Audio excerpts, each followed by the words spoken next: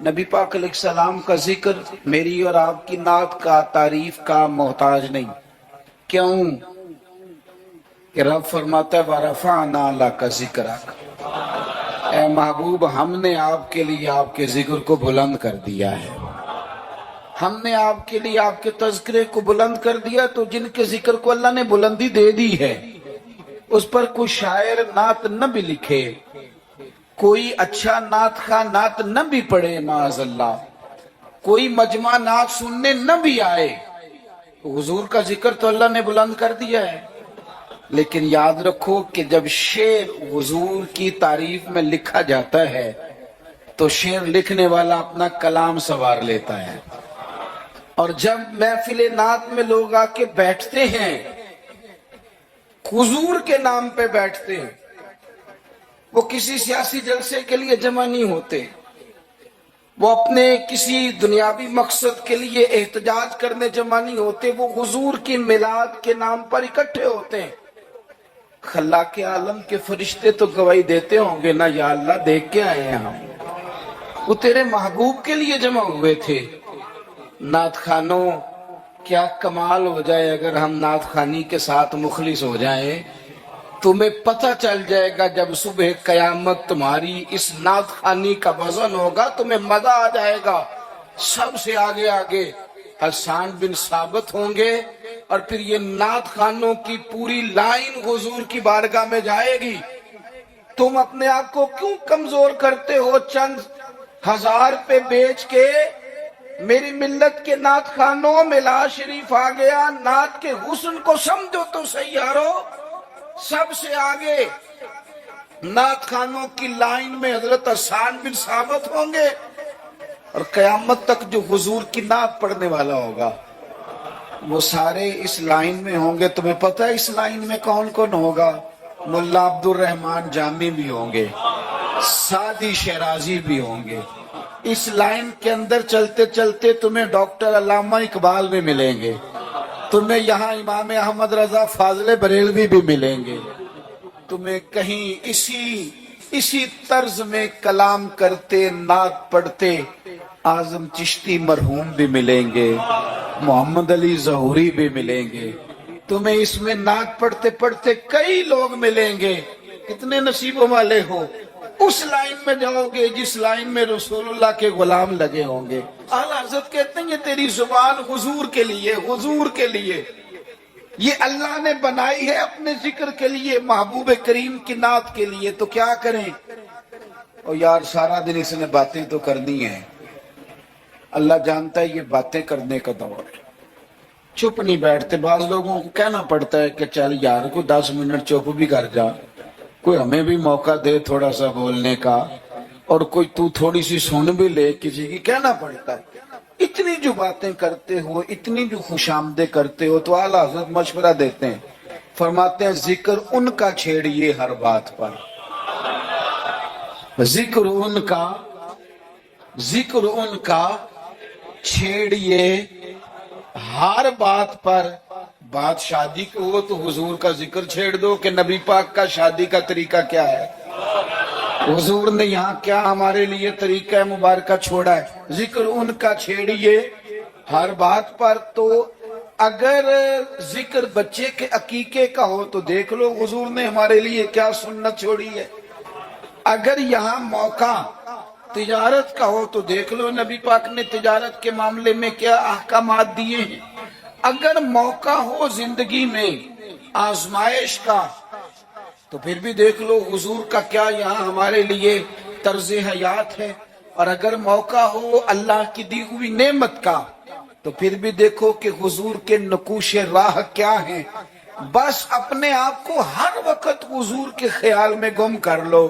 فاضل بریلوی کا مشورہ ہے، وہ کہتے ہیں ٹھوکریں کھاتے پھرو گے ان کے در پہ آ پڑو، ورنہ تو ٹھوکریں ہیں زمانے کی. لوگوں کی تعریف کتنی کو کرو گے، کتنی کو تھکا دیں گے تمہاری زبانیں. حضور کی تعریف کرو، ٹھوکریں کھاتے پھرو گے ان کے در پہ آ پڑو. قافلہ تو اے رضا اول گیا آخر گیا، حضور کے دروازے پہ آؤ، نبی پاک کی تعریف کرو، اور پھر حضور کی تعریف سنے. میں بڑے درد کے ساتھ ایک بات عرض کروں، میں بڑے درد کے ساتھ، دکھی دل کے ساتھ ایک بات عرض کروں، میلاد کی محفلوں میں غریب غریب لوگ رہ گئے۔ وہ امیرو، تم سیاسی جلسوں میں بڑے شوق سے جاتے ہو، تمہاری پجارو بھی جاتی ہے، اس پر کسی سیاستدان کا فوٹو بھی لگاتے ہو، جھنڈا بھی لگاتے ہو، بڑے خرچے کرتے ہو، جیبوں سے پیسے لگاتے ہو۔ کیا عجیب تمہاری منطق ہے، جس محبوب کے صدقے رب نے تمہیں سارا کچھ دیا ہے، اس محبوب کریم علیہ السلام کی محفل آئے تو وہ غریبوں کے حصے میں آتی ہے، وہ کمزوروں کے حصے میں آتی ہے، اور تم جا کر کے چرچے کرتے ہو ان کے۔ یاد رکھنا، سمجھ لینا، دنیا کا سب سے خوش قسمت شخص وہ ہوتا ہے جسے اللہ اپنے محبوب کی غلامی کے لیے پسند فرما لیتا ہے۔ یار اس طرف تم توجہ ہی نہیں کرتے۔ حضور کا ذکر سنو، ذوق سے نعت سنی جائے۔ نعت نہ پڑھنے سے زیادہ سننے سے تعلق رکھتی ہے۔ نعت خاں اللہ کے فضل سے بڑے ہیں، ہمارے اس شہر میں بڑے بڑے اچھے نعت خاں آپ کو مل جائیں گے، بڑے ہیں لیکن نعت سننے والے۔ چلیں ناراض کسی نے ہونا ہے تو وہ ہو جائے، جو بڑی بڑی محفلیں کرانے والے لوگ ہیں ان میں سے بھی اکثر احباب ایسے ہیں جنہیں محفل کرانی آتی ہے، نعت سننی نہیں آتی۔ محفل کرانا اور ہے، نعت سننا، یہ سننا ایک کمال ہے۔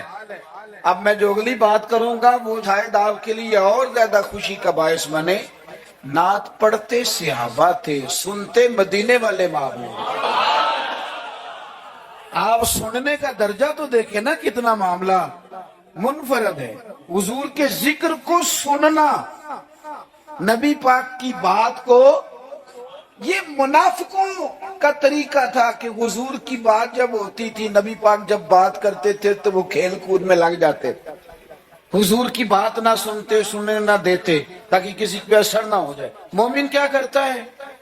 اعلیٰ حضرت فاضل بریلوی یہاں بھی سبق پڑھاتے ہیں، وہ کہتے ہیں عرش پہ تازہ چھیڑ چھاڑ، ابھی تازی تازی باتیں چھڑی ہیں نبی پاک کی عرش پہ، ابھی فرشتوں نے نیا کلام چھیڑا ہے حضور کا۔ کہتے ہیں عرش پہ تازہ چھیڑ چھاڑ اور فرش پہ طرفہ دھوم دھام۔ وہاں حضور کا ذکر چھڑا ہوا ہے اور یہاں تو دھوم مچی ہوئی ہے، غلاموں نے مچائی ہے۔ عرش پہ تازہ چھیڑ چھاڑ، فرش پہ طرفہ دھوم دھام، بس کان جدھر بھی لگائی یہ تیری ہی داستان ہے۔ میں عرض کروں، ادھر دیکھو میری طرف، میری ملت کے جوانوں، ہماری زندگیاں کمزور ہیں، ہمارے ذمہ بڑے سارے حقوق ہیں، بوڑھے ماں باپ کے جھریوں والے چہرے ہمیں بڑا پریشان کرتے ہیں۔ کئی گھروں میں بہنیں ہیں، وہ آتے جاتے ان کے دوپٹے کا وقار برقرار رہے، یہ ہمارے دلوں میں خواہشات چمکتی ہیں۔ بیٹی چھوٹی سی بھی آنگن میں دوڑ رہی ہو تو باپ نہ چھوٹی بیٹی دیکھ کے بھی کہتا ہے اللہ نصیبہ اچھا کر دو، اللہ اس پہ رحمت کرنا۔ اسے زمانے کی ہمارے ذمہ ڈیوٹیاں ہیں، ان ڈیوٹیوں کے لیے نا ہم اپنے گھر سے نکلے ہوئے ہیں، کوئی مزدوری کرتا ہے، کوئی محنت کرتا ہے، کوئی ادھر جاتا ہے، اس رستے میں نا ہمارا کئی لوگوں سے واسطہ پڑتا ہے۔ کچھ ہم سے اپنے قصیدے پڑھواتے ہیں، کچھ تعریفیں کرواتے ہیں، کئی جھوٹ بلواتے ہیں، کئی کہتے ہیں تو یہ والا کام کر پھر نوکری مل جائے گی، کئی کہتے ہیں تو میرے ساتھ لگ جا، تو کہے کہ میں بڑا اچھا آدمی ہوں تو شاید میں تجھے کسی یورپ کے ملک کا ویزا دلا دوں۔ یہ جھوٹے ہیں سارے، یہ جھوٹی تعریف کرائیں گے، تیری زبان کو دھوکے کا عادی کر دیں گے، تیرے مزاج کے اندر ایسی چیزیں بھر دیں گے جو تیرے لیے نقصان کا باعث ہوں گے، یہ تجھے پتلی کا تماشا بنا دیں گے، ریموٹ کنٹرول بنا دیں گے۔ یہ دنیا تھکا مارتی ہے، یہ اتنا دیتے نہیں جتنا پریشان کرتے ہیں. یاد رکھو یہ ساری چیزیں دھوکہ ہیں. دنیا میں ایک دروازہ ایسا ہے جس کی تعریف کرو نا تو دنیا بھی آخری حد تک ملتی ہے، اور آخرت میں تو خدا پھر فضل ہی بڑا فرمائے گا. اور شوق سے اور ذوق سے اور تڑپ سے اور کیفیت کے ساتھ، خالی نعرے نہیں. کچھ جگہ ایسی ہوتی ہیں جہاں بندے کی باڈی لینگویج بھی بتاتی ہے، لفظ ساتھ نہ بھی دیں اس کا وجود بتاتا ہے کہ اسے پیار ہو گیا حضور سے، اس کی طبیعت بتاتی ہے. آپ دیکھیے ہمیں کتابوں میں ملتا ہے سیاستہ کی صحیح روایات میں کہ یہودیوں کا ایک بچہ تھا. وہ چھوٹا بچہ تھا، وہ کوئی لمبی چوڑی بات کرنے کی پوزیشن میں نہیں تھا، بس آ کے نا حضور کے سامنے کھڑا ہو جاتا. اور شارحین کہتے ہیں زیادہ پتہ وہ ڈیوٹی کیا کرتا تھا، بس محبوب کا چہرہ دیکھتا رہتا تھا، بس دیر تک نا حضور کو دیکھتا رہتا. نبی کریم کبھی کبھی کوئی کام بتاتے تو کہا آتا یہودی کا بیٹا تھا، پیار ہو گیا اسے نبی پاک سے. آپ کے بیٹے کو بھی ہو سکتا ہے، میرے بیٹے کو بھی ہو سکتا ہے. شرط یہ ہے کہ وہ اپنے ابا سے حضور کی نعت سنے. اس نے اپنے ابا سے دولت کی تعریف سنی تو اسے دولت سے پیار ہو گیا. اس نے اپنے ابا سے سنی نا بات کہ فلانے کا بیٹا ڈاکٹر بن گیا تو پیسے بڑے کما رہا ہے، فلانے کا بیٹا کاروباری ہے تو آگے بڑا گزر گیا. جو سنا سو اس کے دل میں آ گیا. اگر یہ سنے گا تو حضور کا پیار بھی آ جائے گا. وہ نبی کریم کی بارگاہ میں کھڑا رہتا ہے، حضور کی زیارت کرتا ہے، خدمت کرتا ہے یہودی کا بیٹا. میرے محبوب بڑے کریم ہیں. میں بڑی ذمہ داری سے آپ کو عرض کرتا ہوں حضور بڑا ہی اجر عطا کرتے ہیں. وہ یہودی کا بیٹا تھا، بیمار ہو گیا، قربان جائیں. دو ایک دن نظر نہیں آیا تو حضور فرمانے لگے چلو نا تیمارداری کرنے چلے. حضور تیمارداری کرنے کیسے نصیب ہیں، کیسی خوش بختیاں ہیں. سرکار سرانے بیٹھے ہیں، نبی کریم علیہ السلام کرم فرما رہے ہیں. حضور کی وہ محبت دیکھی نا تو وہ غریب یہودی، اسے پتا تھا سرداروں کے طریقے کیا ہیں، اسے پتا تھا چودھریوں کے سلیقے کیا ہیں. اسے خبر تھی کہ خان ہو تو ان کے مہمان بھی کوئی خان ہی ہوتے ہیں. انہیں خبر تھی کہ عام لوگوں کا طرز حیات کیا ہے. لیکن وہ سمجھ گیا کہ میرے جیسے غریب کے بچے کی تیمارداری کرنے جو آئے وہ دنیا دار نہیں، وہ اللہ کے سچے رسول ہیں. حضور صلی اللہ علیہ وسلم نا چھوٹے بچے سے بات کر رہے ہیں. ادھر دیکھنا میری طرف، چھوٹے بچے سے. اب میں نے جو بات کہنی ہے اگر آپ کی سمجھ میں آ گئی تو ٹھیک ہے، نہ بھی آئی تو بات ٹھیک ہے. پیار نبی پاک سے خالص کرنا، انشاءاللہ رسول پاک تیمارداریاں فرمائیں گے، کرم نوازیاں فرمائیں گے. پیار خالص کرنا، نیرا نعرہ نہ لگانا، صرف تقریر میں بات نہ رہے، نکابت خطابت اور یہ مائک کی حد تک چیزیں نہ رہ جائیں، کوئی اس کا عملی ثبوت بھی ہمارے سامنے آئے. حضور اس بچے سے بات کر رہے ہیں، فرماتے ہیں کلمہ نہیں پڑھ لیتا. قربان جائیں، کسی کو ابا نے کلمہ پڑھایا، کسی کو اماں نے پڑھایا، کسی کو مفتی صاحب، پیر صاحب، علامہ صاحب، صوفی صاحب، درویش نے پڑھایا. اس کے بھی تو ذرا نصیب دیکھو نا. کلمہ نہیں پڑھ لیتا تو اس بچے نے نا نظروں ہی نظروں میں اپنے باپ کی طرف دیکھا. پڑھ لو کلمہ، نظروں ہی نظروں میں پوچھ رہا ہے. تو والد کو بھی پتا تھا نا کہ یہ کون ہے، ایسے تھوڑی کوئی آ جاتا ہے تیمارداری کرنے. بڑے پیارے ہوتے ہیں بچے ماں باپ کو. تو باپ نے آگے بڑھ کے اس بچے کی پیشانی پہ ہاتھ رکھا، کہنے لگے پتر جس طرح یہ کہتے ہیں نا ویسے ہی کر لو. آپ پیار تو خالص کریں نبی پاک سے. حضور نے کلمہ پڑھایا، وہ شخص کلمہ پڑھ کے مسلمان ہو گیا، اس کی روح پرواز کر گئی. بڑا نصیبہ والا تھا جس کا جنازہ بھی مدینے والے محبوب نے پڑھا، جس پر کرم نوازیاں بھی حضور نے فرمائی. میرے بھائی حضور کے ساتھ پیار ہو. اپنے گجرانوالہ میں ایک دن سفر کر رہا تھا تو روڈ سے نیچے اترا ہوں, بالکل عین فجر کے بعد مجھے کہیں دور جانا تھا, تو سامنے نا بڑا سارا لکھا ہوا تھا, کیا آج آپ نے درود شریف پڑھا ہے؟ وہ پڑھا, میں نے پڑھا تو میں نے درود شریف پڑھنا شروع کر دیا, یعنی جاری ہو گیا. جس نے لکھا ہے اللہ اسے جزا عطا کرے, جس نے لکھا ہے اللہ اسے.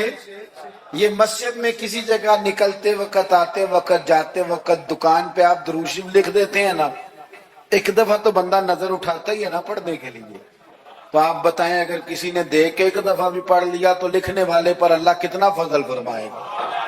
درود و سلام نہ طبیعت کو میٹھا کر دیتا ہے, طبیعت کو ٹھنڈا کر دیتا ہے. مولانا ابو النصر رحمت اللہ علیہ وہ فرمایا کرتے تھے, کہتے تھے میں رات کو نا کبھی کبھی مدینہ شریف نکلتا تھا تو ایک درویش دودھ لے کے باہر آیا کرتا تھا. دودھ لے کے وہ باہر نکلتا تھا تو پتہ کہتا کیا تھا, کہتا تھا دودھ پی لو.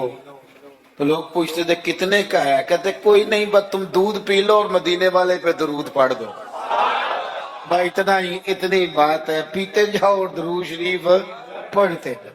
ایک تو درود و سلام پڑھنا ہے پورا ربیع الاول شریف. دوسری گزارش اس ماہ مبارک میں میری آپ کی خدمت میں یہ ہے کہ سیرت کا کوئی ایک سبق ہر روز, میلاد شریف کے 30 دنوں میں سیرت کا ایک پورا باب, اس کو 10 منٹ میں, 15 منٹ میں, 7 منٹ میں اگر بیان کیا جا سکے, ایک باب. لوگوں کو بتاؤ نا کہ میرے نبی پاک کا حلم کس طرح کا تھا, لوگوں کو بتاؤ حضور کی حکمت کس طرح کی تھی, لوگوں کو بتاؤ رسول پاک کی سچائی, دیانت, امانت کے معاملے میں سیرت کا منہج اور معیار کیا تھا. لوگوں کو بتاؤ تو صحیح کہ مدینے والے پہنتے کس طرح کا تھا, کھانے میں طرز محبت کیا تھا. حضور کی سیرت کا ایک پہلو روز میں اکثر اپنے آپ سے کہتا ہوں ہم نے حضور کی سیرت کھول کے بیان نہیں کی. کاش ہم حضور کی سیرت کھول کے لوگوں کو سناتے, کھول کے مطالعہ کرتے, ریسرچ کرتے, بیان کرتے, تدریس کرتے, بتاتے, پڑھاتے, سناتے. میری ملت کا کوئی جوان کسی ایکٹر اور کرکٹر کو آئیڈیل نہ بناتا, کسی موٹیویشنل سپیکر کے پاس جا کے نہ بیٹھتا, کہیں سے وہ اپنی ذہن سازی نہ کراتا. کہتا چپ کر, مجھے پتا ہے میرے نبی پاک کا مصیبتوں میں طریقہ کیا رہا, مجھے پتا ہے حضور کا نعمتوں میں طریقہ کیا رہا, مجھے پتا ہے رسول پاک علیہ السلام کا گھر والوں کے ساتھ رویہ کیا رہا. سیرت کے باب پورا ربیع الاول آپ سنیں بھی اور کوشش کریں. کسی ایک کتاب ہے سیرت کی, بڑی سادی سی کتاب ہے, سیرت مصطفیٰ. علامہ عبد المصطفیٰ اعظمی رحمت اللہ علیہ بزرگ گزرے ہیں, انہوں نے لکھی ہے, سادی سی ایک ہی جلد میں, ذرا زیادہ آسان ہے. وہ کتاب لے لیں آپ, اور اس کتاب کو نا آپ حضور کے جو اخلاق کے باب ہیں, جو شمائل ہیں, خصائل ہیں, فضائل ہیں, ان کو پہلے پڑھیں.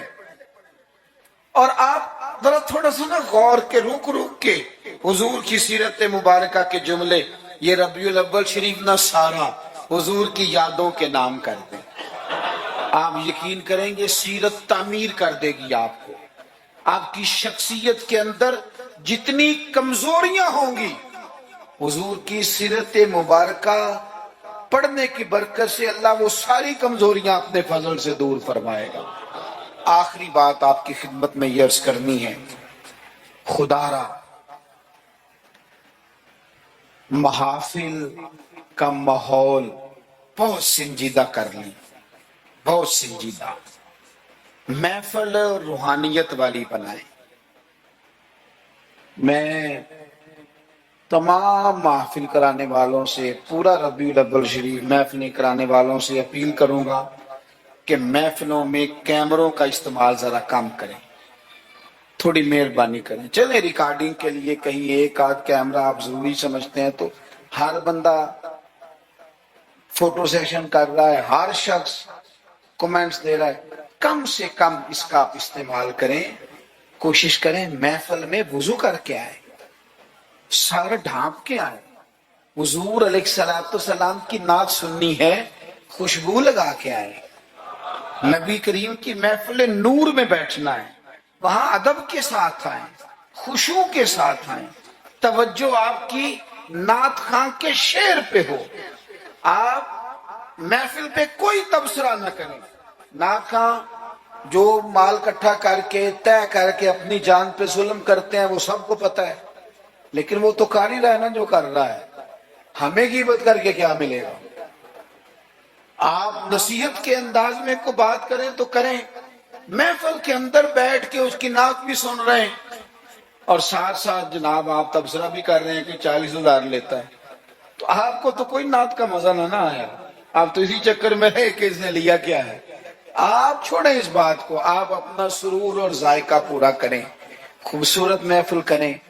کوشش کریں اتنا رش نہ ڈالیں کہ وہ مجلس اتنی لمبی ہو جائے کہ پھر صبح فجر کی نماز کے لیے لوگوں کے لیے مشقت بنے. آپ 1-1.5 گھنٹے میں بڑا معقول پیغام, سونی نعت.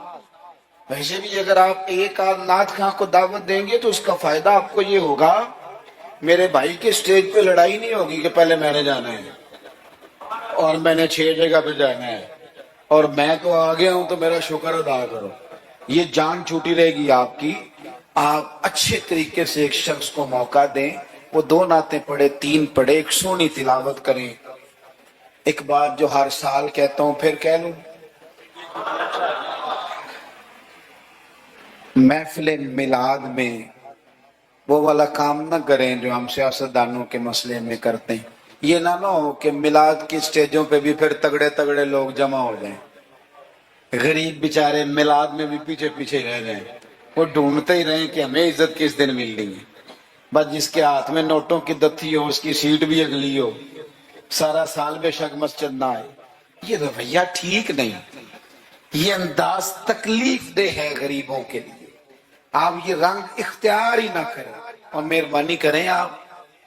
آپ تو کہتے ہیں کہ میلاد شریف کا لنگر برکت والا ہے اور آپ تو کہتے ہیں کہ یہ محفل سارا سال برکت والی ہوگی, تو آپ کے بیٹے کے نام کی جو دعوت ہوتی ہے ولیمے کی, اس میں بھی آپ چھتوں سے ڈبے پھینکتے ہیں چاولوں کے, اس میں بھی آپ یہی سلوک کرتے ہیں جوس والے ڈبوں کے ساتھ.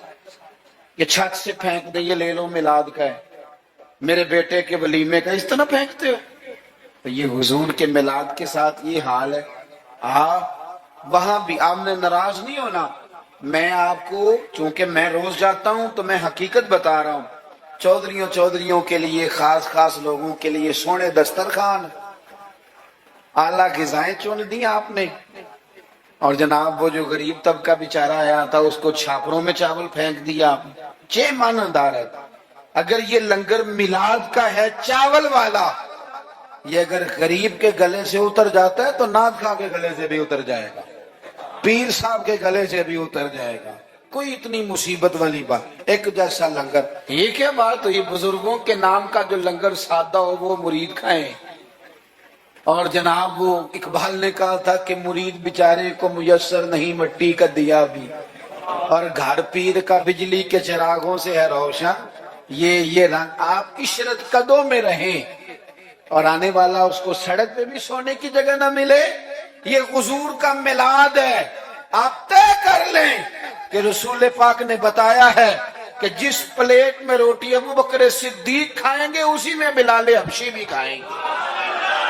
یہ طے کیا ہے میرے رسول پاک نے. ملت کے جوانوں طے کرو حضور کے میلاد پر کہ جس پلیٹ میں کھانا فاروق اعظم نے کھایا ہے اسی میں کھانا حضرت عامر بن فہیرہ نے بھی کھایا ہے, اسی میں سلمان فارسی نے بھی کھایا ہے, صہیب رومی نے بھی کھایا ہے. ایک ہی صف تھی. اگر حضرت ابو ذر غفاری کے منہ سے نکل گیا جناب بلال کے لیے کہ او حبشن کے بیٹے, تو نبی پاک نے کہا کہ ابو ذر تو چودھریوں کا پتر ہے، تیری بڑی شان ہے، بندہ بھی بڑا سچا ہے، بڑی عظمتوں والا ہے، پر جتنی شان تیری ہے بلال کی بھی اتنی ہے، کرنا معذرت۔ تو سیدنا ابو ذر غفاری نے پھر حضرت بلال کے آگے لیٹ کے کہا تھا اب حالات بدل گئے ہیں، اب غریبوں کی غربتیں بازاروں میں رولی نہیں جائیں گی، اب مدینے والے کا دور ہے، یہ وہ دور ہے جس میں عزت ہی عزت ہے۔ فرمایا اب اپنا پیر اٹھا اور میرے سینے پہ رکھ، میں بتاؤں کہ تھے تو آپ حبشن کے بیٹے ہی، پر جب سے مدینے والے کا کلمہ پڑھ گئے ہیں ہم سب کے سردار ہوگا۔ کم از کم آپ حضور کے میلاد کے نام کی محفل میں اتنا تو کریں کہ امیر غریب کی روٹی ایک جیسی کر دیں، ہو جائے گا؟ ہاں نہ نہیں کرتے، ہو جائے گا؟ یہ کم از کم اتنا تو کریں نا، آپ سادہ کریں چیزوں کو اور غریبوں کو بٹھا کے نا، یہ بڑا کمال ہوگا۔ روز محفل ہونی ہے، سونا لنگر صاف ستھرا، اور امیر روز ہی گوشت کھاتے ہیں، آپ جب بہترین گوشت ڈال کے کھانا پکائیں تو وہ بیچارہ غریب جو مزدوری کر کے آیا، جس کے بچے ہفتے ہفتے کے بعد بھی گوشت نہیں کھاتے، وہ بھی ذرا اپنے تینوں بیٹے لے کے آئے، پلیٹ میں بیٹھ کے لنگر کھائے، اور اس کے دو بیٹے پوچھے ابا جی آج بڑا مزہ ہے روٹی کا، تو وہ کہے پتر آج میلاد مصطفیٰ ہے میرے نبی پاک، آج محفل ہے حضور کے نام کی۔ مجھے لگتا ہے کہ وہ 3 سال کا بچہ بھی منہ کے اندر بوٹی رکھے ہوئے بھی یاد کر لے گا کہ جب حضور کا میلاد ہوتا ہے نا پھر غریب امیر کٹھے بیٹھ کے کھانے کھاتے ہیں، یہ وہ یاد کر لے گا اور اسے ہمیشہ یاد رہے گا۔ آپ یقین کریں آج تقریر شکریر نہیں، موضوع نہیں، آج تو میں جذبات کا اظہار کر رہا ہوں، پہلی محفل میلاد میں حاضر ہوں، جذبات کا اظہار کر رہا ہوں اور آپ کو سبق دے رہا ہوں کہ پورا مہینہ کس طرح کر کے چلنا ہے، سونا ذکر کرنا ہے انشاءاللہ پورا مہینہ، اور سونی نعتیں پڑھنی ہے انشاءاللہ، صبح و شام درود شریف پڑھنا ہے انشاءاللہ تعالی، اور انشاءاللہ تعالی مٹھائی کھانی بھی ہے کھلانی بھی ہے انشاءاللہ پورا لطف۔ مجھے ایک صاحب کہنے لگے، دلیلیں اپنی جگہ ہوتی ہیں، مجھے کہنے لگے ویسے آپ کے میلاد کے بارے میں جذبات کیا ہیں، آپ کے جذبات کیا ہوتے ہیں ربیع الاول میں؟ میں بات ختم کرنے لگا ہوں۔ میں نے انہیں کہا کہ میں کسان کا بیٹا ہوں، میرے ابا جی نا کھیتوں میں کھاد بکھیرا کرتے تھے، کھاد کھلاری دیجیے نا، تو وہ ایک طریقہ تھا ان کا کہ وہ نا لے کے نا پرنا رومال تو گلے کے ساتھ باندھ لیتے تھے، یوں پیچھے یہاں باندھ لیتے تھے اور آگے سے اس کو پکڑ لیتے تھے اور اس میں کھاد ڈال لیتے تھے، تو پھر اس میں سے نکالتے رہتے تھے اور کھیتوں میں۔ میں نے اس سے کہا کہ یہ جو تو کہتا ہے نا کہ تیرا میلاد کے بارے میں جذبہ کیا ہے، تو میں نے کہا میرا میلاد کے بارے میں جذبہ یہ ہے کہ میرا دل کرتا ہے 12 ربیع الاول کو فجر پڑھوں اور وہ رومال گلے میں باندھ لوں، اس کے اندر مٹھائی ڈال لوں اور گلی گلی نکل جاؤں اور ہر ایک کے منہ میں لڈو ڈال کے کہوں کھا آج میرے نبی کا میلاد۔ جذبہ ہے میلاد کے لیے، یہ میرا جذبہ ہے۔ کیوں؟ اس لیے کہ چمک تجھ سے پاتے ہیں سب پانے، میرا دل بھی چمکا دے چمکانے والے، تو زندہ ہے واللہ تو زندہ ہے واللہ، میرے چشم عالم سے چھپ جانے والے۔ اور پھر اعلیٰ حضرت فرماتے ہیں کہ تیرا کھائیں تیرے غلاموں سے الجھے ہیں منکر عجب کھانے غرانے والے۔ عجیب تماشا ہے، حضور کا کھا کے حضور کے غلاموں سے الجھتے ہیں، اے منکر عجب کھانے غرانے والے۔ اور کمال کر دی، کہنے لگے رہے گا یوں ہی ان کا چرچا، رہے گا یوں ہی ان کا چرچا، رہے گا یوں ہی ان کا چرچا رہے گا، وہ پڑے خاک ہو جائیں جل جانے والے، رہے گا یوں ہی ان کا پڑے خاک ہو جائیں جل جانے والے۔ اور پھر فرماتے ہیں کہ ان کی مہک نے دل کے گنچے کھلا دیے، وہ جس راہ چل دیے ہیں کوچے بسا دیے ہیں، ان کی مہک نے دل کے گنچے کھلا دیے ہیں۔